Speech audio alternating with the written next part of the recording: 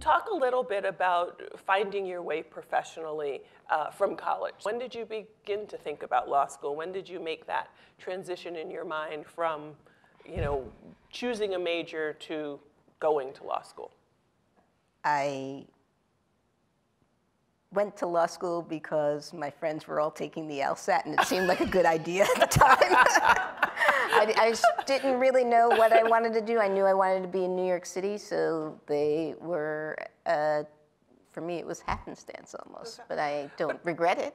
No, you don't regret it, and I think it's important because I think a lot of times students think that our lives are all planned and are very linear. And even I would say alumni, I think sometimes we really want things to fall in place in a very clear fashion that we're just going to wake up one morning and say, this is my passion, this is what I need to do, and look, I have achieved it. And you're proof that it's not always that way. Now you are in a professional role, and you are the first woman, and you're the first Latina. What's it like to be the first?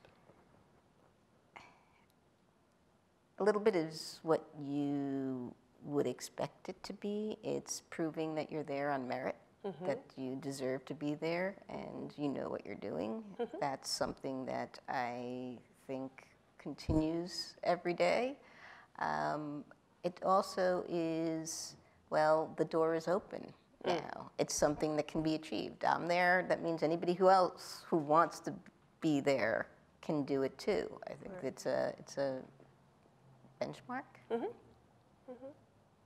And the sense of proving oneself, talk about that, because there's a pressure that comes with that.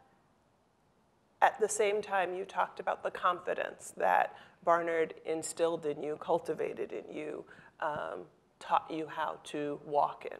So how do you balance the pressure and the confidence? I didn't know my boss, the Corporation Counsel, Zachary Carter, for more than 3 months before he asked me to step into this role. He knew that the person who was holding it was planning to retire. And that sort of him having the confidence in me, having such a short time of knowing me and explaining why he thought I was the person he needed in that job, meant a lot, and I try every day to make sure that I am the person that he expected me to be and get the work done that he expected would get done. I just want to make sure that I'm always at the top of my game and always prepared to deal with whatever issues come my way. It's not a lack of confidence, but it's a pride in your work. In my work. They need to be over-prepared.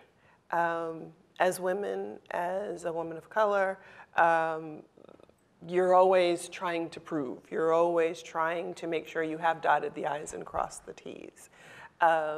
What advice do you give about the sense of how unfair that is, how tiresome that can be? What do you say about the need to prove oneself in that way? It's about being the best that I can be, that I can do, and if I'm not prepared, it makes me feel unhappy, not because somebody else is going to say, oh, look at her. She's not prepared, or she doesn't know what she's doing, or she's a lousy lawyer, or she doesn't deserve that job. It's because I'm not comfortable if I haven't done my homework and don't know what my view is on something or what the next step should be. Being the first, I think it depends on people seeing a skill set, seeing potential, seeing the traits and the values that you have.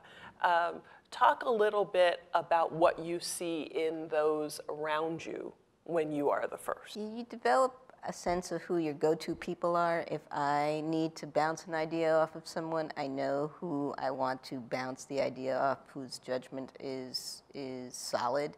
I also look for problem solvers. Don't come and dump a problem in my lap without coming up with at least a solution, saying this is what I think we should do.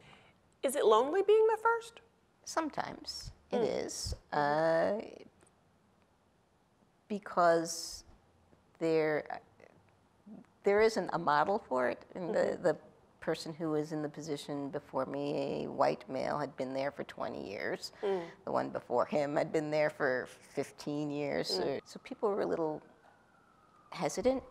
I think because I'm a woman, I'm a Latina, and I was not of the same sort of very ivory tower. I know we're in one, but I am much more of a hands-on person. How do you encourage and inspire other Latinas that are watching you, other women that are watching you, other minority groups that are saying, you know, if you can burst through, then they now have a hope to burst through? My door is always open, and I do get visitors. Earlier, or actually last month, I hosted for National Hispanic Heritage Month, I had the 5 Latino general counsels at the agencies come and do a panel discussion where I was asking them some of these questions. Oh, okay. And so they could encourage. Our office has, you know, probably closer to 900 lawyers now, but many of them are within their first 3 years out of law school, and they're trying to figure out what their path is. So having events like that is useful to them, as well as to the old timers who've been around. I also do the last interview of every lawyer that gets hired. Wow. But when it's a person of color or women, I tend to take a little bit more time with them, finding out about their background and what brought them to be in the couch in my office, and what they hope to accomplish. So I do spend a little bit more time talking to them and guiding them and answering their questions.